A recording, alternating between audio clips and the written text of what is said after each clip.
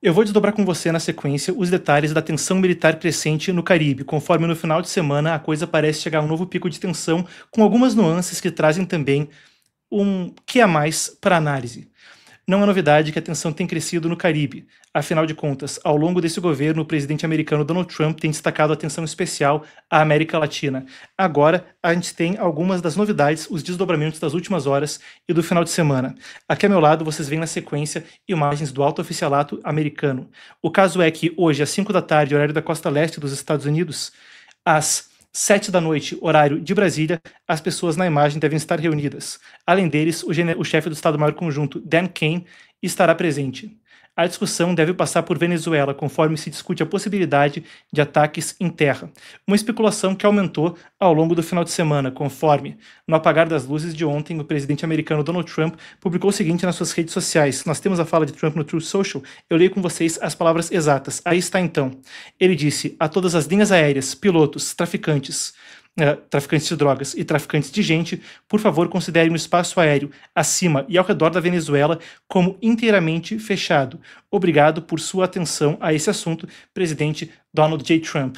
Aí está então dado o recado conforme linhas aéreas, passando pelo Caribe, Curaçao, Aruba, já vinham de fato desviando da Venezuela, por vezes com voos que demoravam horas a mais para conseguir se desvencilhar dali. Isso vem em meio a também mobilização do lado da Venezuela. Muita gente fala até que é a diplomacia da comédia, conforme o presidente, o líder, melhor dizendo, já que não é reconhecido com uma eleição fraudada no ano passado, Nicolás Maduro divulgou vídeos pedindo paz, falando em um inglês macarrônico, e também divulgou vídeos das Forças Armadas venezuelanas. A gente tem aqui um clipe recentemente divulgado das Forças Armadas Nacionais Bolivarianas, as FAMB, as Forças Armadas da Venezuela. Vamos conferir.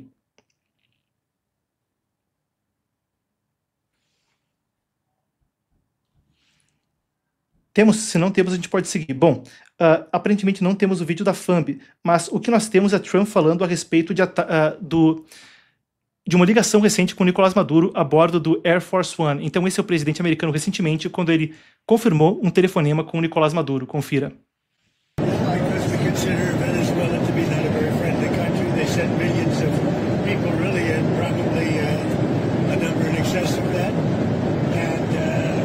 People shouldn't be in our country, from jails, from gangs, from drug dealers, from all of the people that came into our country shouldn't have been in our country, causing a lot of problems.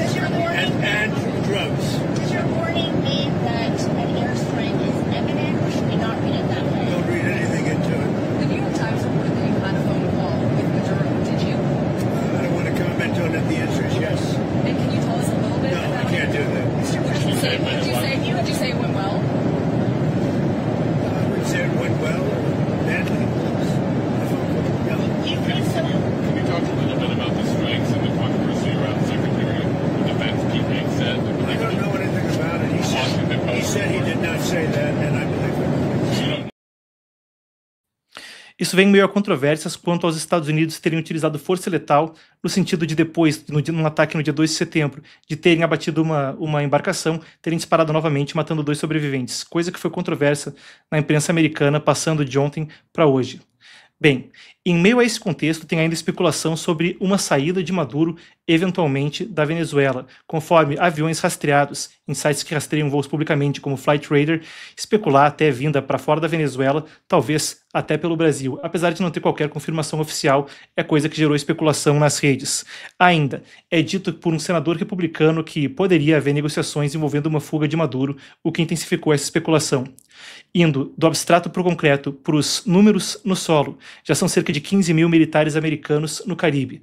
A base de Roosevelt Roads, que foi uma das principais bases militares americanas, até mais ou menos aí o início dos anos 2000, quando a soberania do Canal do Panamá foi entregue de volta para o Panamá, essa base fica em Porto Rico, meio que guardando a entrada do canal. Bem, ela tem sido reativada e imagens de movimento intenso foram registradas ali recentemente. Também na República Dominicana e em Trinidad e Tobago há acordos para o trânsito de tropas americanas. Um cenário que delineia a maior concentração de tropas americanas no Caribe desde a Guerra Fria. Antes se falava em a intervenção no Panamá, na década de 90, se falava do Haiti, se falava de outros incidentes recentes na região. Agora já é maior que isso, chegando a ser a maior concentração de tropas na região desde a crise dos mísseis de Cuba de 1962. Alguns falam até maior do que naquela época, chegando a ser maior desde a Segunda Guerra Mundial. Nesse contexto, a gente tem uma série de ativos que despertam curiosidade quando se fala de um suposto combate ao tráfico de drogas, como a presença de 2.200 fuzileiros navais entre esses 15 mil militares, prontos para desembarque anfíbio, e ainda o mais avançado porta-aviões da Marinha Americana, o Gerald Ford, porta-aviões nuclear que veio da Croácia para o Caribe a pedido do presidente americano Donald Trump. O contexto é um de tensão no mais alto nível que houve talvez na região em décadas, certamente desde a invasão do Panamá na década de 90. Mas uma invasão vem aí por via terrestre, coisa que não foi descartada e pode ser pauta da conversa de Trump com o alto oficialato hoje. Maduro poderia fugir? Sim? Não? E o que isso significaria seguindo adiante para a Venezuela? Ainda o que isso significaria para os aliados venezuelanos que têm nesse país uma forma de ameaçar os Estados Unidos no seu exterior próximo. A gente está falando de China, Rússia, Irã e outros regimes. Para entender isso, na sequência, a gente vai para um painel onde eu recebo nossa editora de China e analista de assuntos internacionais focada em Eurásia, Emanuele Couri, e o ex-ministro das Relações Exteriores do Brasil, Ernesto Araújo. A gente segue então para o nosso painel de hoje.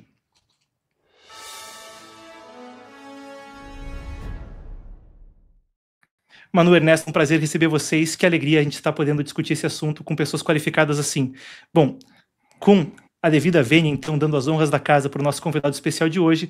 Bem-vindo, ministro. Eu gostaria de começar perguntando primeiro aquilo que é mais óbvio e a especulação que está na cabeça de todo mundo. Você vê que poderia ou não haver algum tipo de invasão terrestre e de que tipo? Entre 1989 e 1990, naquela reta final do ano, os Estados Unidos intervieram no Panamá para pegar outro ditador, outro autoritário que tinha o mesmo perfil de chefão das drogas, Manuel Noriega. Passaram aí mais ou menos 40 dias no país, trocaram tiro com centenas a milhares de mortes, dependendo da estimativa, e capturaram ele, levando para os Estados Unidos. A gente estaria diante de algum tipo de invasão num perfil similar? A sua análise. Então, Marcos, uma alegria estar com você aqui, com a Emanuele. Muito obrigado por esse convite. Olha, é possível, sim, né? Já está claro que não está descartada uma operação cinética, né? Como se diz, uma operação realmente militar, com troca de tiros e tudo isso, com o que implicaria provavelmente algum tipo de desembarque, né? Numa dimensão muito maior do que teria tido o Panamá naquela ocasião do Noriega, pela dimensão da Venezuela. Eu acho que o governo americano, o Trump, está fazendo de tudo para manter essa ameaça como uma ameaça crível e, ao mesmo tempo, fazendo de tudo para evitá-la. Porque, bom, primeiro tem a incógnita da guerra. A guerra nunca se sabe, né? A guerra nunca é algo que se possa combinar, né, o resultado. Segundo, que eu acho que existe uma preocupação de não perder vidas, nem americanas, nem venezuelanas. Existe a questão de não levantar uma oposição interna a uma operação desse tipo, que haveria. Né? Uma coisa é instalar os barcos, outra coisa é se houver uma operação realmente interna, com baixas e tudo, isso geraria certamente uma crítica por parte dos democratas e tudo isso. E como eu digo, essa questão da própria incógnita, imagino que os Estados Unidos saibam muito como é o terreno, onde estão as forças do Maduro, onde não estão, né? Mas nunca se pode saber tudo, né? Pode estar havendo uma preparação de determinadas armadilhas, né, digamos, para forças americanas e tal. Então, essa possibilidade, ela existe, né? Os Estados Unidos acho que deixaram claro que vão até o fim, e o Trump está com a própria credibilidade dele em jogo, porque se ele chegou até aqui, e se realmente não houver outra solução, e ele recuar de uma operação militar, fica desacreditado, não só diante da Venezuela, o mundo todo está olhando isso, né? Todos os adversários, concorrentes geoestratégicos, geopolíticos dos Estados Unidos e aliados também, né, estão vendo isso, aonde vai a palavra do Trump. Então, a palavra dele está em jogo. Do ponto de vista assim, militar, só mais uma observação. A gente nota a neutralização completa dos aliados da Venezuela, né? Tem se comentado isso, mas não dos aliados, enfim, dos patrões da Venezuela, né? O Maduro já chamou o Putin de nosso irmão maior, né? Considera também a China nosso irmão maior deles, e o Irã, com o Hezbollah lá presente na região, né? E esses parceiros, digamos, do Irã, do Maduro, não estão se envolvendo, não vão se envolver militarmente, está bastante claro. Isso é o que o Trump conseguiu, né? Essa diplomacia da força, essa força empregada de maneira crível, mas ao mesmo tempo de maneira contida, que ele tem colocado em campo, e isso gerou a neutralização desse país. O Irã está quieto, né? A Rússia, né, deixou claro que não vai tomar as dores, digamos, do Maduro. A China pode falar de alguma declaração textual, mas não deve, não fez nada que possa justificar uma ajuda ao Maduro. Então, o Trump ele limpou o terreno, né, para essa operação, o que não é nada óbvio, né, o que não era nada banal. Manu, a sua análise, você entende que pode haver uma operação cinética aos modelos do que aconteceu no Panamá ou de alguma outra forma? Bom, boa tarde, Marcos. Boa tarde também, o ministro. É sempre um prazer ter você aqui com a gente. Marcos, então, a minha perspectiva sobre isso é a seguinte. Eu acredito que sim, se for necessário, Donald Trump vai sim realizar esses ataques militares ali na Venezuela, como o próprio ministro já acabou de comentar, existe a questão da reputação de Donald Trump, se ele não fizer nada, como outros países, então vão acreditar que ele tomaria algum tipo de ação militar se fosse necessário. No entanto, eu acredito que como as coisas têm se desdobrado, talvez isso nem seja necessário, justamente porque Donald Trump aumentou bastante a presença militar ali em volta da Venezuela nos últimos tempos, justamente para assustar Maduro, da minha perspectiva. Além disso, a gente viu algumas fontes comentando com a CNN durante esse final de semana que Donald Trump teria feito uma proposta para Maduro para que ele escolhesse, então, algum aliado para se refugiar, para que ele fugisse do país. Enquanto a gente não tem nenhuma confirmação de que isso realmente tenha acontecido, quem deu essa informação para a CNN foi um senador americano republicano, no entanto, a gente não tem nenhuma confirmação da própria Casa Branca de que isso seria verdade. Mas alguns rastreadores aéreos, eles chegaram a rastrear que um avião que é comumente utilizado por Maduro para fazer viagens internacionais chegou ali na fronteira com o Brasil neste final de semana, mais especificamente ali em Roraima. Então, começou-se a se especular se talvez Maduro tivesse, então, em solo brasileiro, buscando algum tipo de refúgio. Até agora, como eu comentei, não existe nenhum tipo de confirmação da Casa Branca dessas informações. No entanto, traz à tona realmente essa possibilidade de que Maduro pudesse, então, fugir para tentar evitar um confronto direto com os Estados Unidos. E eu acredito, sendo sincera, de que talvez essa seja a escolha ali de Maduro, realmente porque seria difícil para eles enfrentarem diretamente os Estados Unidos. Como o próprio ministro comentou, a gente nunca sabe realmente o que vai acontecer. Pode ser que tivesse algum ataque direto dos Estados Unidos e que fosse mal sucedido. No entanto, considerando o cenário atual, a gente viu um posicionamento nos últimos tempos de Nicolás Maduro que mostrava um certo medo realmente da atitude dos Estados Unidos nos últimos tempos. Por isso, eu acredito que essa possa ser uma opção viável. Outra das questões que vem à tona nesse sentido é que, bom, o quanto disso é a respeito de Venezuela e o quanto disso é a respeito de projeção de poder ou de lidar com outros adversários fora da região. Então, vou dar um exemplo do que eu quero dizer para a gente também pautar o debate. Quando a gente fala a respeito desse assunto, a gente pode voltar lá atrás, invasão russa da Geórgia em 2008, também Rússia fez exercícios militares na Venezuela com os bombardeiros Tupolev com capacidade nuclear. Depois, 2013 e 2014, começou a ser meio que o modus operandi. Vai ter alguma ação. 13 e 14 foi a Crimeia. Tem um giro ali pela região, manda alguém fazer algum tipo de acordo militar, passando normalmente pela rota Venezuela, Nicarágua, Cuba e voltando para Moscou. Em 2022 foi o que aconteceu de novo. Yuri Borisov, que era um oficial do alto escalão russo, passou fazendo acordos militares mais simbólicos que qualquer coisa nesses 3 países. O quanto disso é só a respeito da Venezuela e o quanto disso é a respeito de dar um recado para, por exemplo, Irã, China, Rússia, etc., de que o near abroad, como é chamado em inglês, o exterior próximo dos Estados Unidos, é uma esfera onde eles não poderiam fazer esse tipo de coisa, porque é a minha leitura. Eu começo com você, Manu, depois a gente passa a palavra para o ministro. Perfeito, Marcos. Bom, eu acredito que nesse caso, na verdade, seja meio que uma faca de 2 gumes, porque existe realmente a questão do tráfico de drogas. Vale relembrar aqui que em 2022 a Venezuela era o principal exportador de cocaína para o mundo. Eles exportavam cerca de 25% da cocaína. Isso acabou se alterando nos últimos tempos, principalmente por conta do aumento da produção e exportação de cocaína ali na Colômbia. No entanto, ainda assim, uma parte boa, considerável da cocaína que é exportada aqui do mundo vem da Venezuela. Venezuela. Então, existe realmente essa preocupação. Inclusive, essa foi uma promessa que Donald Trump fez durante a corrida presidencial, que ele iria enfrentar essa questão que estaria destruindo ali os Estados Unidos, da questão realmente de toda a droga que tem se expandido ali dentro dos Estados Unidos. O principal problema deles é com o fentanil. No entanto, obviamente, eles têm problemas com outros tipos de droga, que inclusive tem estimulado muito a criminalidade em certas regiões. No entanto, existe também essa perspectiva de aumentar a projeção de poder dos Estados Unidos aqui em toda a região da América Latina. E isso, na verdade, se alinha muito com a proposta do American First, do Donald Trump, algo que ele vem destacando muito.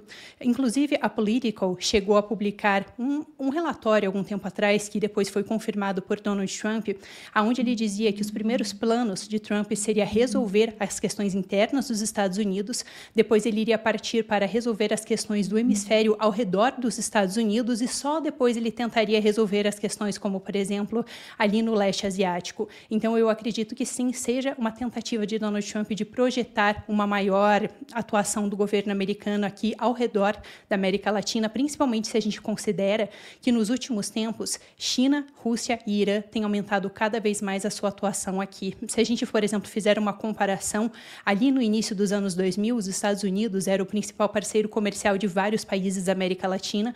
A partir de 2009, a China, com exceção do México e com exceção da Colômbia, passou a ser o principal parceiro comercial de boa parte dos países. E quando a gente fala de Venezuela, isso é ainda mais forte, porque a China, atualmente, até hoje, é o principal credor da China, é o principal comprador de óleo. Além disso, a gente tem, por exemplo, uma atuação muito forte da Rússia ali, fornecendo armas para a Venezuela.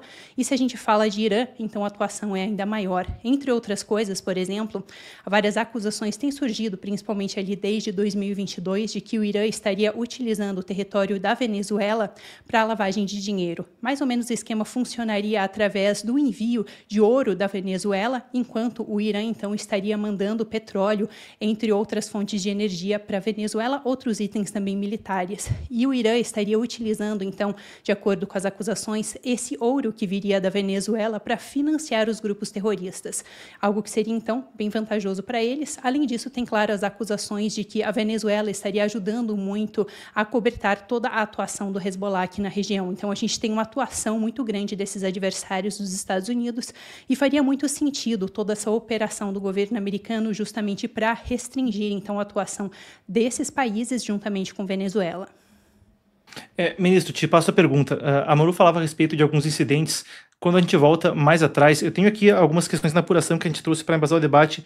Então, eu falei antes de Rússia, mas a Manu falou sobre China como principal parceiro comercial de uma série de países na região. Falando de Irã, a gente teve um atentado em 2007 planejado com laços ao Hezbollah, uma tentativa desmontada pelo FBI no último instante de explodir reservatórios de combustível no aeroporto de JFK em Nova York. Depois se rastreou que era questão de Hezbollah, planejado em conexão com Guiana e Venezuela, depois áreas de tríplice fronteira e mesmo voos do Irã indo para Caracas, como que foi recentemente apreendido no Paraguai a pedido de autoridades americanas pela Argentina.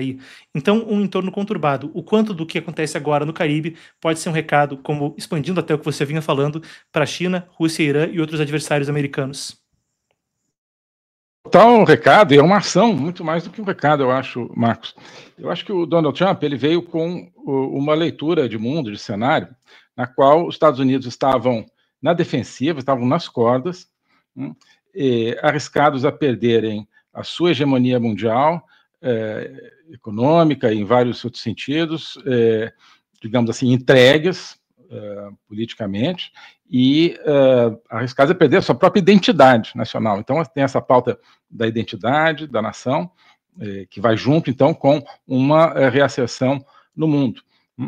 E eu acho que pela primeira vez em muito tempo, Donald Trump formulou para os Estados Unidos uma visão de conjunto, uma visão estratégica, e não simplesmente reativa, no sentido, olha, tem uma crise lá, vou ver, então vou pensar o que eu faço com aquela crise. Se não tiver crise, eu não faço nada. Enquanto essa digamos, complacência dura durante muito tempo, os inimigos, que não são inimigos só dos Estados Unidos, são inimigos da liberdade, são inimigos do mundo livre, vinham avançando de várias maneiras, né?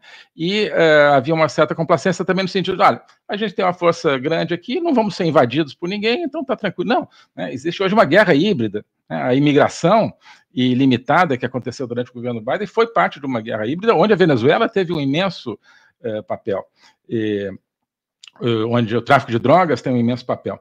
Então, sim, é uma asserção, né, uma reinserção dos Estados Unidos, uma reformatação do cenário mundial que o Trump está exercendo de maneira extraordinária, porque ele reassumiu a iniciativa em todas as frentes. Veja, há mais ou menos um ano atrás, surgiu a notícia de que tinha um submarino nuclear russo no Caribe, nas águas ali do Caribe, perto de Cuba. Né? Estavam ali do lado dos Estados Unidos. Hoje a Rússia não tem coragem de fazer isso. Né? A Rússia estava, acho que talvez, se preparando para armar nuclearmente a Venezuela, né? Como uma plataforma para atacar, ou pelo menos intimidar os Estados Unidos. Usou imigração, Rússia, China, Irã, usavam imigração, usavam Venezuela como base para terrorismo. Né? Então, existe também essa leitura da interconexão entre os temas, por exemplo, entre o tema do crime organizado e o tema, digamos, da segurança no sentido clássico. Né? Até o governo Biden se fazia nos Estados Unidos essa distinção, não, isso aqui é tema de forças armadas, né, que é quando você tem navio, avião e tal, e ali é um tema de crime organizado que você trata com base na polícia. Né? E na realidade não é assim, porque os inimigos geopolíticos estão usando o crime organizado, estão unidos com o crime organizado. Então é preciso enfrentá-los juntos. Né? Não, por favor, ministro, eu cortei teu raciocínio, por favor, pode concluir. Então, existe essa leitura de que o crime organizado faz parte de um projeto de poder totalitário no mundo. Aí eu me lembro daquele livro que ficou bastante conhecido no Brasil, Red Cocaine, né, a cocaína vermelha, que é um dos tantos livros que foi introduzido, acho que pelo Olavo de Carvalho e pelos alunos do Olavo, que mostra a penetração, a criação do narcotráfico na América Latina nos anos 60 por parte dos poderes comunistas da época, União Soviética e China, e Cuba também. Né? Então, acho que nós estamos chegando no momento em que isso aqui chegou à consciência dos Estados Unidos, no momento em que ele ainda pode fazer alguma coisa com isso. Ele está, no fundo, desconstruindo um processo que vem dos anos 60, que é essa questão da droga aliada ao projeto de poder dos totalitários. Ministro, uma das questões, vou pedir para que a gente seja breve nessa, porque a pauta é muito densa para a gente cobrir ainda, mas eu queria ouvir de vocês também a respeito de uma possibilidade de fuga de Maduro. Tem algumas questões que circulam agora na imprensa americana, e aqui, claro, a gente tem sempre cuidado de citar a fonte para o público, mas é dito por fontes anônimas, coisa que até a Caroline Leavitt, secretária de imprensa da Casa Branca, estava criticando hoje mais cedo, de que tinha muita fonte anônima dizendo coisa que não era verdade sobre o governo americano. Então, como se diz em inglês, a informação vem com um grain of salt, assim, vem com a ressalva e todo o cuidado de divulgar ao público que vem nesse contexto. Entretanto, foi citado por um oficial americano a revista Axios, que era negociada eventualmente uma saída de Maduro, sem invasão, mas de alguma forma uma renúncia de Maduro ao poder. Algumas fontes dizendo que ele eventualmente fugiria para a Rússia ou para alguma outra potência que de certa forma tivesse um relacionamento diplomático amigável com a Venezuela, ou ainda alguns diziam, isso foi um oficial americano que teria dito sob anonimato à revista Axios, que o motivo pelo qual Maduro estava reticente quanto a isso é porque outras pessoas que tinham laços com ele, em particular oficiais cubanos, poderiam mesmo matá-lo se ele saísse, de alguma forma, renunciasse ao governo de forma pacífica, sem uma invasão americana, como um, aspas, traidor dos seus aliados. Na análise do senhor, possível uma fuga de Maduro ou algum tipo de negociação onde ele renuncie do poder sem uma ação militar americana? Eu acho totalmente possível, Marcos, totalmente possível. Né? Existe uma especulação de que em 2019, quando havia uma pressão muito grande contra o Maduro, diplomática, na qual o Brasil, inclusive, teve um papel muito importante, que o Maduro estava com as malas prontas, e que foi o Putin que segurou o Maduro em Caracas. Né? Então agora o Putin não vai segurar. Então eu acho que ele está se preparando. Tem algumas questões, não é só o Maduro, né? Você tem o Diosdado Cabello, você tem outras pessoas da cúpula criminosa da Venezuela, e imagino que é necessário algum arranjo entre eles, né? Não vai se salvar só você, não, também não vai se salvar só eu. Bom, né? Então não é só para o Maduro que eles precisam resolver. Acho que se fosse Maduro, fosse por ele já teria saído. E existe a questão do dinheiro, né? A Venezuela hoje de Maduro, o governo venezuelano faz parte o regime venezuelano faz parte de uma rede de dinheiro sujo que tem aí tentáculos no mundo todo. O que vai acontecer? Eles vão tentar pegar um pouco desse dinheiro, que deve estar em algum lugar, em vários paraísos fiscais, com companhias de fachada e tal, para levar para algum lugar. né? Então, esse é outro problema. Mas acho que, assim, do ponto de vista de autossobrevivência, o Maduro provavelmente deve estar pensando em fugir. Agora, quem que vai, só mais uma pergunta, quem que vai querer o Maduro, né? Porque uma figura completamente, que se torna uma figura completamente tóxica. Será um problema para qualquer país onde ele aparecer, inclusive um certo país aí que a gente conhece, se por acaso decidir acolhê-lo, né? Manu, na tua análise, a gente está diante de um caso Bashar al-Assad, os aliados não vêm ao auxílio do regime sírio, depois o ditador acaba aparecendo em Moscou, coisa de 8, 10 horas antes da eventual queda, então, do regime que governava o país desde a década de 70. Maduro poderia estar diante de uma fuga? A tua análise? Marcos, eu acredito que sim, claro, a gente vai ter que analisar toda a situação, assim, mas eu acredito que, sim, principalmente por conta do histórico que a gente viu ali, não somente com Bashar al-Assad, onde a gente teve realmente o desmantelamento do regime de Bashar al-Assad ali na Síria, como também até mesmo com o que aconteceu ali no Irã. Por que eu estou citando isso? Porque esses eram momentos onde a gente esperava que os aliados desses países, principalmente ali China e Rússia, fossem interferir de alguma maneira. No entanto, não houve nenhum tipo realmente de intervenção desses dois países. Houve uma ajuda, depois uma ajuda militar, a gente viu depois, por exemplo, do ataque dos Estados Unidos ao Irã, tanto China quanto Rússia fornecendo materiais militares para que o regime iraniano pudesse se recompor, o envio também de outros componentes. No entanto, quando realmente estava acontecendo aquele ataque dos Estados Unidos em conjunto com Israel, não houve nenhum tipo de interferência nem da Rússia e nem da China. E nesse momento, todos os aliados da Venezuela, os aliados principais da Venezuela, estão em momentos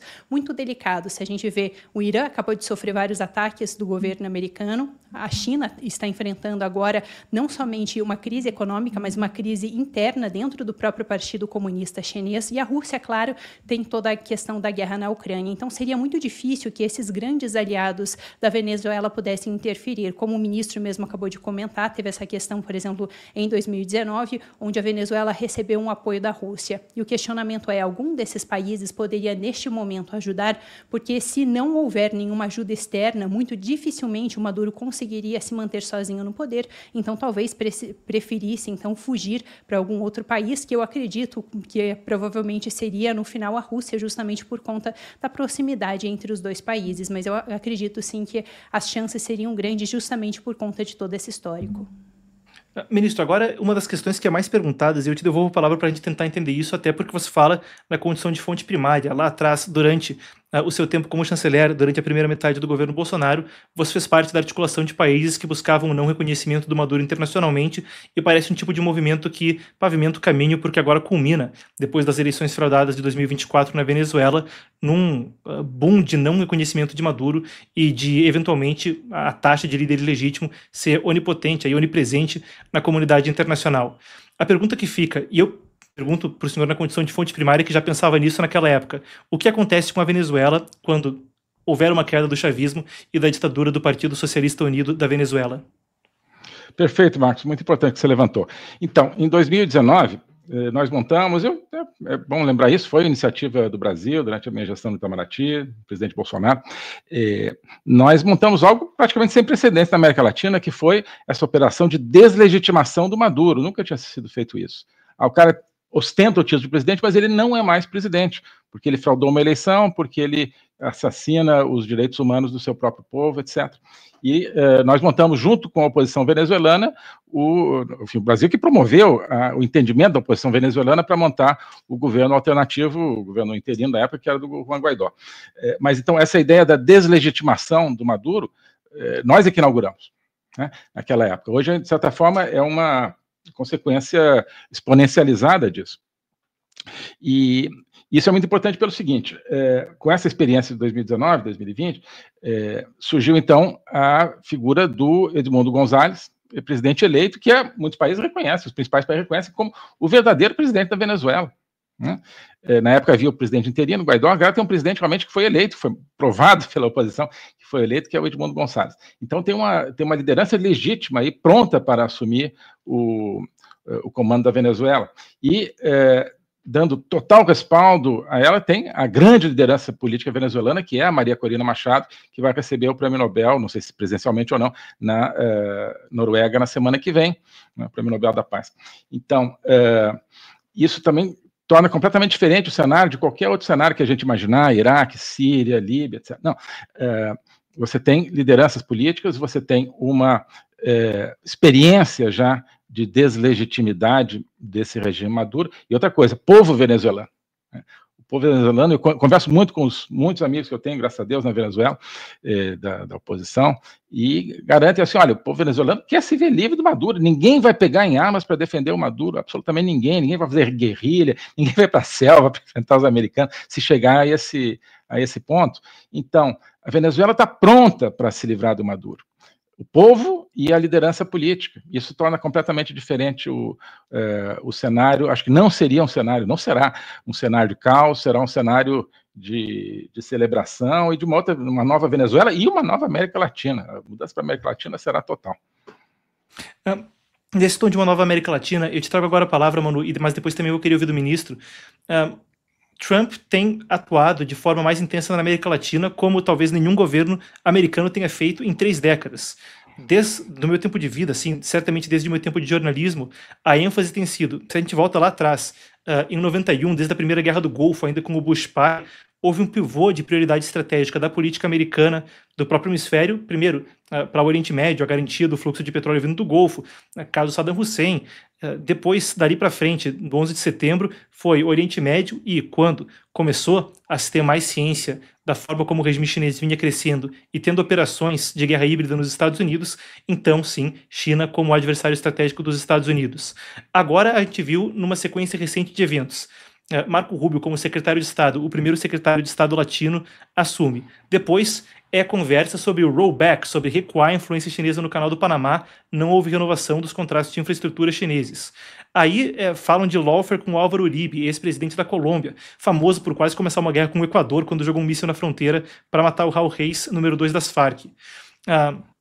Caso Venezuela, o acordo aí com o Milei, eventualmente dando um alívio fiscal para ele, que pode ter tido um papel em ele ter ganhado as eleições de meio mandato, as midterms argentinas aí, que deram um fôlego para ele no Congresso.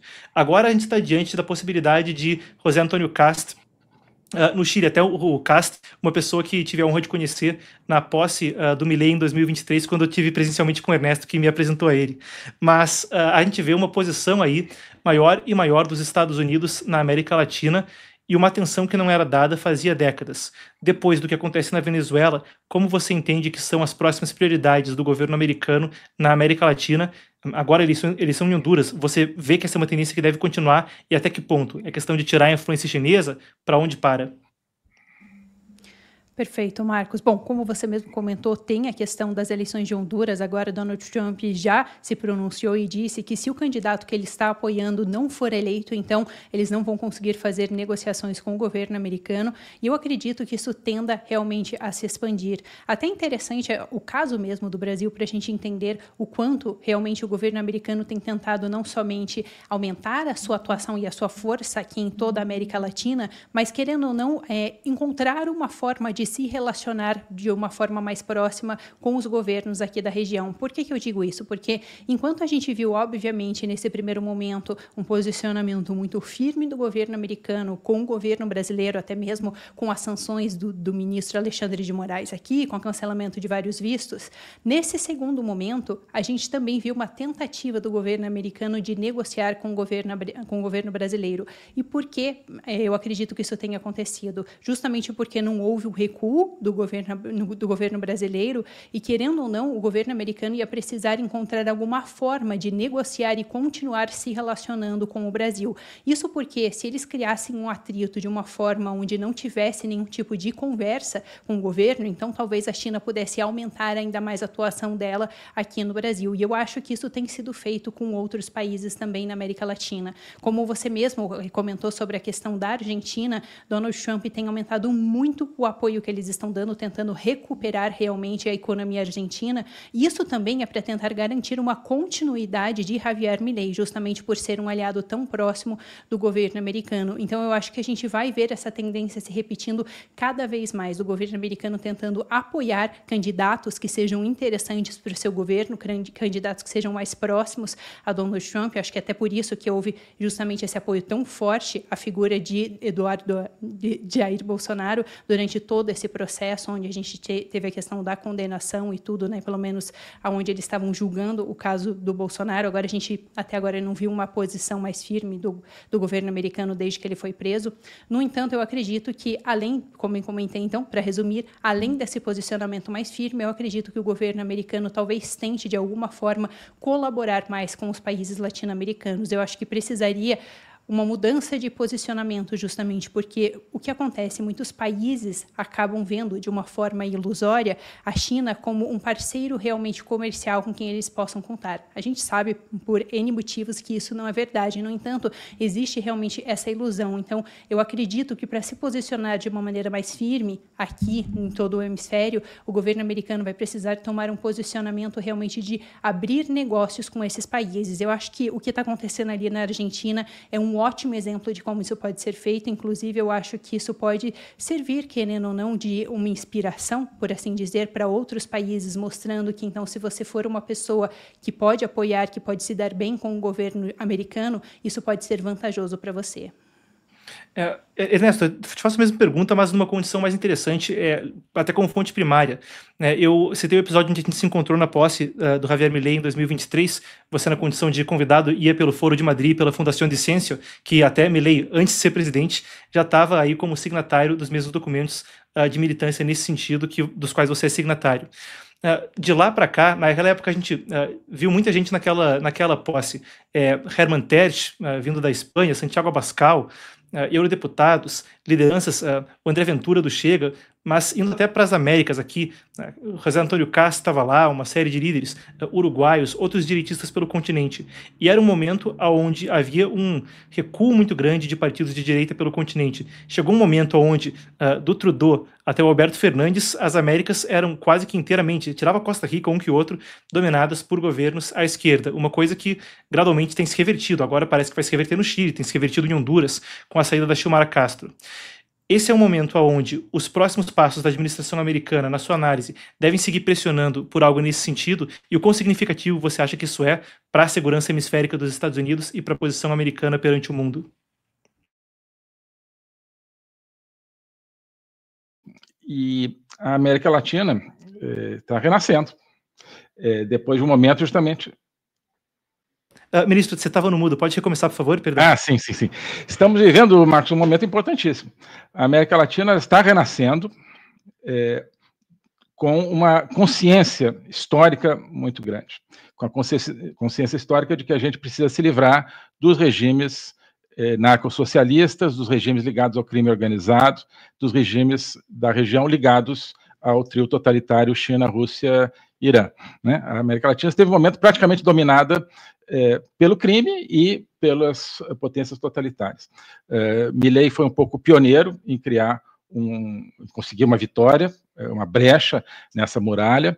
Você mencionou o Foro Madrid, que, de certa forma, foi, digamos, não única, mas uma das sementeiras, né?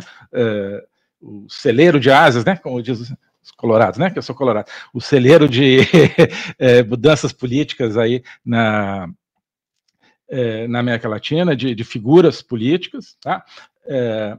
Com uma visão nova, né? Então, com uma visão, sim, liberal na economia, mas sabendo que isso não é tudo, que você tem que ter coragem de enfrentar a esquerda no campo da guerra cultural. Então, é uma direita que, sim, liberal na economia, mas que ela luta a guerra cultural, nos temas woke e tudo isso, no tema do clima, etc.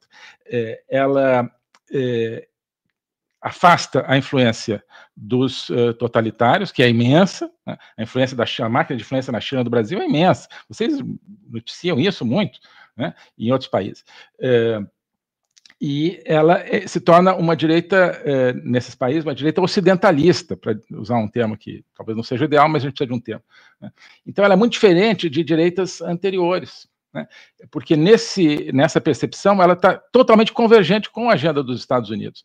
Então, não é uma direita, nesses vários países latino-americanos, que queira, digamos, vamos né, nos entregar aos Estados Unidos. Não, é uma direita que tem nos Estados Unidos o grande aliado, superpotência, que converge conosco nos mesmos propósitos, né?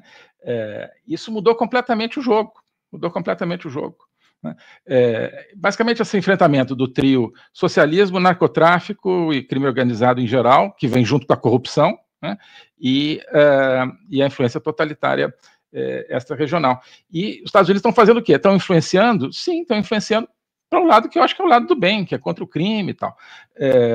Então, não pode influenciar. Bom, a China está influenciando direto. Então, no mundo ideal, né, cada país estaria sozinho, trocando flores e trocando os presentes, né, mas o mundo não é assim, né? Então, se existe uma influência deletéria, como a da China, da Rússia, etc., é muito bom que exista uma influência de uma superpotência da liberdade, como os Estados Unidos. E os Estados Unidos agora não têm vergonha de exercer sua influência. Assim como eles não têm vergonha de exercer o seu poder militar, como estão mostrando na Venezuela, não têm vergonha de exercer o seu poder em outras dimensões. Então, é óbvio que a consolidação do Milei na Argentina, a chegada provável ao poder dessa nova direita no Chile, a chegada na Bolívia, a consolidação no Equador, a provável chegada no Peru e na Colômbia, né? Uma transformação na Venezuela, a provável chegada agora em Honduras, né?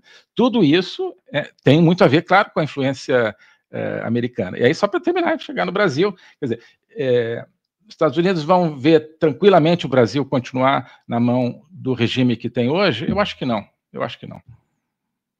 Bom, perfeito. A gente ouviu, então, Emanuel Licor, editor de China, conosco aqui no Epoch Times, e Ernesto Araújo, ele que é ex-chanceler e atualmente também trabalhando com autoria. E para te convidar, ministro, como é que o pessoal conhece o seu trabalho, como é que tem sido o teu trabalho atualmente? Perfeito, Marcos, muito obrigado. Então, o meu trabalho agora está se concentrando no YouTube, o meu canal YouTube é Ernesto Araújo Logopolítica, porque Logopolítica é o nome do meu curso que eu tenho para meus alunos fechados, e agora dentro do espaço que eu chamo de Academia Meteoro, né? Meteoro no sentido de, olha, algo que vem aí do espaço e vai mudar a nossa configuração de poder. O que está acontecendo? Então, no YouTube tem os programas abertos que eu faço toda semana, e dentro da Academia Meteoro tem o curso de Logopolítica, que é a análise da política a partir do ponto de vista da filosofia, da história, da teologia, etc. E outra iniciativa que eu faço, que é uma discussão aí com os membros da própria academia, mas a partir do YouTube e da minha rede também, sobretudo no X, que é a que eu uso mais, todo mundo pode acompanhar isso, né? Tento analisar, compartilhar um pouco dessas coisas que a gente teve essa oportunidade maravilhosa, aliás, que vocês proporcionaram da gente conversar sobre isso aqui.